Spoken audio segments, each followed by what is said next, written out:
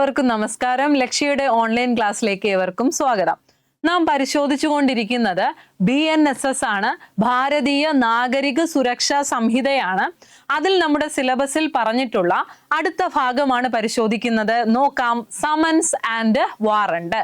അപ്പോൾ സമൻസിനെയും വാറണ്ടിനെയും കുറിച്ച് പറയുന്ന അധ്യായമാണ് അധ്യായം സെക്ഷൻ 63 മുതൽ 82 വരെയാണ്. 63 മുതൽ 82 വരെയുള്ള സെക്ഷൻസ് ആണ്. അപ്പൊ നമുക്ക് നോക്കാം എന്താണ് സമൻസ്. അപ്പൊ തുടക്കത്തിൽ സമൻസും വാറണ്ടും എന്താണ് എന്ന് പരിശോധിക്കാം. സമൻസ് എന്നാൽ കോടതിയിൽ ഒരു കേസിന്റെ വിചാരണയ്ക്കോ മറ്റു കാര്യങ്ങൾക്കോ വേണ്ടി കോടതിയിൽ ഒരു വ്യക്തി വരണം എന്ന് കോടതി ആവശ്യപ്പെടുന്നതിനെയാണ് സമൻസ് എന്ന് പറയുന്നത്. വ്യക്തമാക്കിക്കോണം, സമൻസിലൂടെ കോടതി ഒരു വ്യക്തിയെ വിളിക്കുകയാണ്. ഇന്ന സമയം, ഈ ദിവസം, ഇവിടെ ഇന്ന കാര്യത്തിന് വേണ്ടി ഹാജരാകണം എന്ന് അറിയിക്കുന്നതിനെയാണ് സമൻസ് എന്ന് പറയുന്നത്. കോടതിയാണ് വിളിക്കുന്നത്. കാരണം പോലീസ് വിളിക്കുന്നുണ്ട്. നമ്മുടെ മുന്നേ പഠിച്ച സെക്ഷനകത്ത് സെക്ഷൻ 35 വാറണ്ട് ഇല്ലാതെ ഒരു വ്യക്തിയെ അറസ്റ്റ് ചെയ്യുന്ന കണ്ടീഷൻസ് പറയുന്നുണ്ട്. അതിൽ അവസാനം നോട്ടീസ് അയക്കുന്നതിനെ കുറിച്ച് പറയുന്നുണ്ട്. അറസ്റ്റ് ചെയ്യാതെ വിടുന്ന ഒരു വ്യക്തിയെ നോട്ടീസ് അയച്ചു വിളിക്കുന്നു എന്ന് പറയുന്നു. ആ നോട്ടീസ് പോലീസ് അയക്കുന്നതാണ് കേട്ടോ, തെറ്റിപ്പോകരുത്. നോട്ടീസ് പോലീസ് അയക്കുന്നുണ്ട്, സമൻസ് കോടതിയിൽ നിന്നാണ് പോകുന്നത്. കേസിന്റെ ആവശ്യത്തിന് വേണ്ടി, വിചാരണയ്ക്ക് വേണ്ടി വ്യക്തിയെ വിളിക്കുന്നു. അപ്പൊ സമൻസ് അയച്ചിട്ടും ഈ വ്യക്തി കോടതിയിൽ തക്ക സമയത്ത് കൃത്യമായി ഹാജരാകുന്നില്ല എങ്കിൽ അവനെ പിടിച്ചോണ്ട് വരാൻ വേണ്ടി അയക്കുന്നതാണ് വാറണ്ട് എന്ന് പറയുന്നത്. അപ്പൊ മനസ്സിലാക്കുക, ഓൾറെഡി നമ്മൾ summons case, warrant case discuss ചെയ്തിട്ടുണ്ട്. അപ്പൊ സമൻസ് കേസ് വേറെയാണ്, സമൻസ് വേറെയാണ്. വാറണ്ട് കേസ് വേറെയാണ്, വാറണ്ട് വേറെയാണ്. മുന്നേയുള്ള വീഡിയോ കണ്ട് പഠിക്കുക. വാറണ്ട് കേസും സമൻസ് കേസും എന്താണെന്ന് വ്യക്തമായി പറഞ്ഞിട്ടുണ്ട്. അപ്പൊ സമൻസ് എന്ന് പറഞ്ഞാൽ അവനെ വിളിക്കുന്നു, വാറണ്ട് എന്ന് പറഞ്ഞാൽ വിളിച്ചിട്ട് വരുന്നില്ല, അവനെ പിടിച്ചോണ്ട് വരാൻ പറയുന്നു, വിച്ച് ഇസ് കോൾഡ് വാറണ്ട്. മനസ്സിലായി കാണുമെന്ന് കരുതുന്നു. നമുക്ക് സെക്ഷനിലേക്ക് പോകാം. അപ്പൊ നമ്മുടെ അധ്യായം 4 എന്ന് പറയുന്ന ഭാഗത്താണ് സമൻസിനെ കുറിച്ച് പറയുന്നത്. അതിൽ സെക്ഷൻ 63. അപ്പൊ ആദ്യം സെക്ഷൻ 63 പറയുന്നത് ഫോം ഓഫ് സമൻസ്, സമൻസിന്റെ രൂപം, അതായത് സമൻസ് എങ്ങനെ ആയിരിക്കണം. ഈ സംഹിതയിൻ കീഴിൽ ഒരു കോടതി പുറപ്പെടുവിക്കുന്ന ഏതൊരു സമൻസും ലിഖിതമായതും ഡ്യൂപ്ലിക്കേറ്റും പ്രിസൈഡിംഗ് ഓഫീസറോ അല്ലെങ്കിൽ അതാത് സമയം നിർദ്ദേശിക്കുന്ന മറ്റു ഉദ്യോഗസ്ഥനോ ഒപ്പിട്ടതും കോടതിയുടെ മുദ്ര ഉണ്ടായിരിക്കേണ്ടതുമാണ്. അപ്പൊ സമൻസിന്റെ സ്ട്രക്ചർ എങ്ങനെ ആയിരിക്കണം എന്നതിനെ കുറിച്ചാണ് നമ്മുടെ സെക്ഷൻ 63 പറയുന്നത്. അപ്പൊ ഈ സംഹിതയിൻ കീഴിൽ എന്ന് പറഞ്ഞാൽ എന്താണ്? നമ്മുടെ BNSS കീഴിൽ ഒരു കോടതി പുറപ്പെടുവിക്കുന്ന ഏതൊരു സമൻസും, അപ്പൊ കോടതിയാണ് സമൻസ് കൊടുക്കുന്നത്, അങ്ങനെയുള്ള ഏതൊരു സമൻസും ലിഖിതമായതും ഡ്യൂപ്ലിക്കേറ്റും, അതായത് എഴുതുന്നു. സമൻസ് എന്ന് പറയുന്നത് നമ്മൾ ഓൾറെഡി പഠിച്ചിട്ടുണ്ട്. BNSSനകത്ത് എത്ര ഷെഡ്യൂൾ ഉണ്ട്? 2 ഷെഡ്യൂളാണുള്ളത്. അതിൽ ഒന്നാമത് പറയുന്നത് ക്ലാസിഫിക്കേഷൻ ഓഫ് ഒഫൻസിനെ കുറിച്ചാണ്. രണ്ടാമത്തെ ഷെഡ്യൂൾ പറയുന്നത് എന്താണ്? ഫോംസിനെ കുറിച്ചാണ്. 1 മുതൽ 58 വരെയുള്ള ഫോമുകൾ അതിൽ ഉൾക്കൊള്ളുന്നുണ്ട്. അതിൽ നമ്മുടെ സെക്ഷൻ 63മായി റിലേറ്റ് ചെയ്തു വരുന്ന സമൻസിന്റെ ഫോം എന്ന് പറയുന്നത് ഫോം നമ്പർ 2 ആണ്. ഓർമ്മിച്ച് പഠിച്ചു വെക്കുക, ഫോം നമ്പർ 2 ആണ്. ഇവിടെ നോക്കാം, അതിന്റെ ഒരു ജസ്റ്റ് കോപ്പി ഇവിടെ വെച്ചിട്ടുണ്ട്. അപ്പൊ പ്രതിക്കുള്ള സമൻസ് ഫോം നമ്പർ 2 നമ്മുടെ BNSS ഷെഡ്യൂൾ 2 വരുന്ന ഫോം നമ്പർ 2 ആണ്. അപ്പൊ ഏതാണ്? 63-ാം വകുപ്പുമായി റിലേറ്റ് ചെയ്ത് വരുന്ന ആ ഫോം ആണ് ഇവിടെ കൊടുത്തേക്കുന്നത്. കണ്ടോ, ഡാഷ്, ഇവിടെ പ്രതിയുടെ മേൽവിലാസം പറയണം, അടുത്ത് പേര് പറയണം, അടുത്ത് ചാർജ് ചെയ്യപ്പെട്ട കുറ്റം ചുരുക്കി പറയണം, അടുത്ത് പറയുന്നു ചാർജിന് ഉത്തരം പറയുവാൻ നിങ്ങൾ ഹാജരാകേണ്ടത് ആവശ്യമാകയാൽ നിങ്ങൾ നേരിട്ടോ അല്ലെങ്കിൽ അതത് സംഗതി പോലെ വക്കീൽ മുഖാന്തിരമോ, അടുത്ത ഏത് മജിസ്ട്രേറ്റിന്റെ മുൻപാകെയാണെന്നത് പറയുന്നുണ്ട്, അടുത്ത ഡേറ്റ് ഏത് ദിവസമാണ് എന്ന് പറയുന്നുണ്ട്, ഹാജരാകാൻ ആവശ്യപ്പെടുന്നു. അപ്പൊ എന്താണ്? പേരും അഡ്രസ്സും പറയുന്നു, ഏത് കാര്യത്തിനാണ് ഏത് ചാർജിന്മേലാണ് വിളിക്കുന്നതെന്ന് പറയുന്നു, നിങ്ങൾ നേരിട്ടോ അല്ലെങ്കിൽ അഡ്വക്കേറ്റ് മുഖാന്തിരമോ ഇന്ന മജിസ്ട്രേറ്റിന് മുൻപാകെ ഇന്ന ദിവസം വരണം എന്ന് പറയുന്നു. അടുത്ത് അവിടെ വ്യക്തമായതേ അതൊന്ന് നിങ്ങൾ ക്ലിയർ ആയിട്ട് നോക്കിക്കോണേ. ഇതാണ് ഒറിജിനൽ സമൻസിന്റെ ഫോം എന്ന് പറയുന്നത്. ഇവിടെ ഡേറ്റ് ഇവിടെ വ്യക്തമായി എഴുതണം.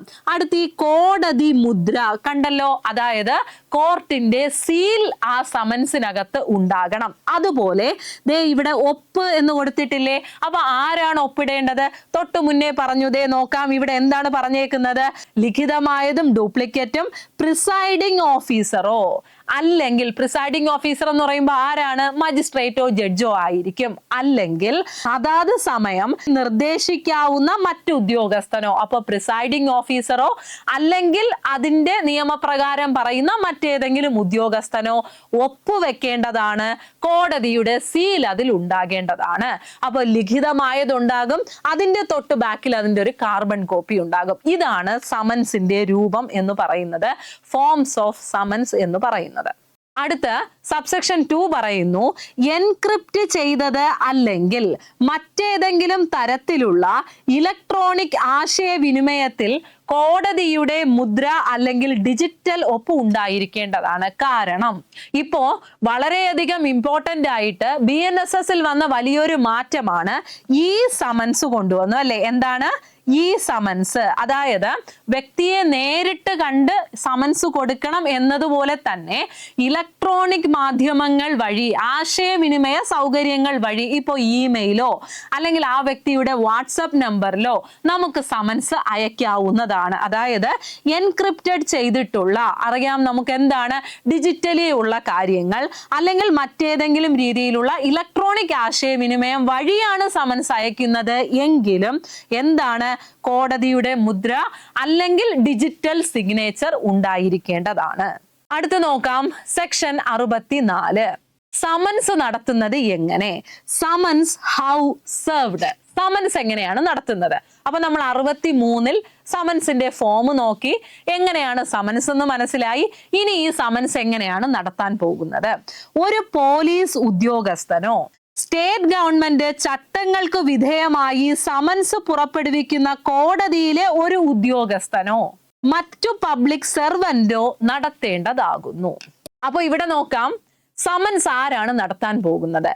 ഒന്ന്, യൂഷ്വലി നമുക്കറിയാവുന്നുള്ളത് ആരാണ്? പോലീസ് ഉദ്യോഗസ്ഥരാണ് അല്ലെ. അപ്പൊ സമൻസ് നടത്താൻ പോകുന്നത് പോലീസ് ഉദ്യോഗസ്ഥനോ അല്ലെങ്കിൽ സ്റ്റേറ്റ് ഗവൺമെന്റ് ചട്ടങ്ങൾക്ക് വിധേയമായി, സ്റ്റേറ്റ് ഗവൺമെന്റിന്റെ അന്നേരം പറഞ്ഞേക്കുന്ന പ്രൊവിഷൻസിന് വിധേയമായി സമൻസ് പുറപ്പെടുവിക്കുന്ന ആ കോടതിയിലെ ഒരു ഉദ്യോഗസ്ഥനോ അല്ലെങ്കിൽ പബ്ലിക് സെർവന്റോ. അപ്പൊ 3 നമുക്ക് കിട്ടണേ. പോലീസ് ഉദ്യോഗസ്ഥൻ കിട്ടണം, കോടതിയിലെ ഉദ്യോഗസ്ഥൻ കിട്ടണം, അല്ലെങ്കിൽ മറ്റു പബ്ലിക് സെർവന്റോ ആണ് ഈ സമൻസ് നടത്തേണ്ടത്. അടുത്ത് പറയുന്നു, ഇമെയിൽ, വിലാസം, ഫോൺ നമ്പർ എന്നിവയും കൂടാതെ സംസ്ഥാന ഗവൺമെന്റിന് ചട്ടങ്ങൾ മുഖേന നൽകുന്ന മറ്റു വിശദാംശങ്ങളും ഉൾക്കൊള്ളുന്ന ഒരു രജിസ്റ്റർ പോലീസ് സ്റ്റേഷനോ കോടതി രജിസ്ട്രാറോ സൂക്ഷിക്കേണ്ടതാണ്. അപ്പൊ ഈ പറഞ്ഞേക്കുന്ന ഈ കണ്ടീഷൻ എന്ന് പറയുന്നത് ശ്രദ്ധിച്ച് പഠിച്ചോണം, BNSS ആഡ് ചെയ്ത ഭാഗമാണ്. BNSS വന്ന മാറ്റമാണ് ഈ പറഞ്ഞേക്കുന്ന പ്രൊവിഷൻ. രജിസ്റ്റർ സൂക്ഷിക്കണം. അത് കോടതിയിലാണെങ്കിൽ കോടതിയുടെ രജിസ്ട്രാർ, അല്ലെങ്കിൽ പോലീസ് സ്റ്റേഷനിലോ ഒരു വ്യക്തമായ രജിസ്റ്റർ സൂക്ഷിക്കണം എന്ന് പറയുന്നു. ആ രജിസ്റ്ററിനുള്ളിൽ ഒരു ഇമെയിൽ, വിലാസം, ഫോൺ നമ്പർ എന്നിവയും കൂടാതെ സ്റ്റേറ്റ് ഗവൺമെന്റ് പറയുന്ന മറ്റേതെങ്കിലും വിശദാംശങ്ങൾ ഉണ്ടെങ്കിൽ അവയും അതിനകത്ത് ഉൾക്കൊള്ളേണ്ടതാണ്. അടുത്തു പറയുന്നു, പ്രായോഗികമാണെങ്കിൽ സമൻസിന്റെ തനി പകർപ്പുകളിൽ ഒന്ന് ചെയ്യപ്പെടുന്ന വ്യക്തിക്ക് നേരിട്ട് അല്ലെങ്കിൽ വ്യക്തിപരമായി നൽകേണ്ടതാണ്. എപ്പോഴും സമൻസ് കൊടുക്കേണ്ടുന്നത് ആർക്കാണോ ആ വ്യക്തിക്ക് നേരിട്ട് തന്നെ സമൻസ് കൊടുക്കണം എന്നാണ് പറയുന്നത്. കോടതി മുദ്രയുടെ ചിത്രം ഉൾക്കൊള്ളുന്ന സമൻസുകൾ ഇലക്ട്രോണിക് ആശയവിനിമയം വഴിയോ സംസ്ഥാന ചട്ടങ്ങൾ മുഖേനയുള്ള രീതിയിലും രൂപത്തിലും നൽകാവുന്നതാണ്. അപ്പൊ അവിടെ പറയുന്നത് ഇലക്ട്രോണിക് ആശയവിനിമയം വഴി കൊടുക്കുന്ന സമൻസിൽ എന്താണ്? കോടതിയുടെ മുദ്ര ഉണ്ടാവണം.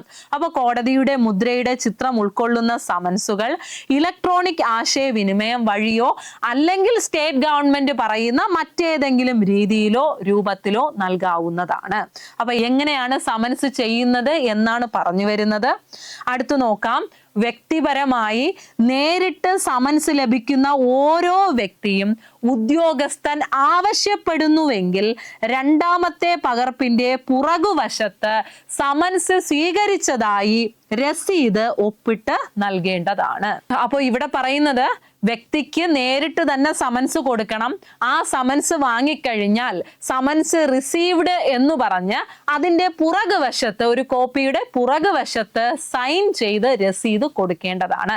അപ്പൊ സമൻസ് എങ്ങനെ നടത്തുന്നു എന്ന് പറയുമ്പോൾ ആരാണ് സമൻസ് നടത്താൻ പോകുന്നതെന്ന് കിട്ടണം. പോലീസോ കോടതിയിലെ ഉദ്യോഗസ്ഥനോ അല്ലെങ്കിൽ മറ്റു പബ്ലിക് സർവന്റോ. തൊട്ടടുത്ത് പറയുന്നത് ഒരു രജിസ്റ്റർ മെയിൻറ്റെയിൻ ചെയ്യണം. കോടതിയിൽ രജിസ്ട്രാറോ അല്ലെങ്കിൽ പോലീസ് സ്റ്റേഷനിലോ ഈ വിവരങ്ങൾ എല്ലാം തന്നെ സൂക്ഷിച്ചു വെക്കണമെന്ന് പറയുന്നു. അടുത്തു പറയുന്നു എന്താണ്? പ്രായോഗികമാണെങ്കിൽ നേരിട്ട് തന്നെ ആ വ്യക്തിക്ക് സമൻസ് ചെയ്യേണ്ടതാണ്. അടുത്തു പറയുന്നത് ഇലക്ട്രോണിക് ആശയവിനിമയം വഴി കോടതി മുദ്രയുള്ളത് സ്റ്റേറ്റ് ഗവൺമെന്റ് പറയുന്ന രീതിയിൽ സമൻസ് ചെയ്യാവുന്നതാണ്. അടുത്തു പറയുന്നു വ്യക്തിപരമായി കൊടുക്കുന്ന സമൻസ് ആണെങ്കിൽ ഉദ്യോഗസ്ഥൻ ആവശ്യപ്പെട്ടാൽ ആ വ്യക്തി റിസീവ്ഡ് കോപ്പി സൈൻ ചെയ്ത് കൊടുക്കേണ്ടതാണ്.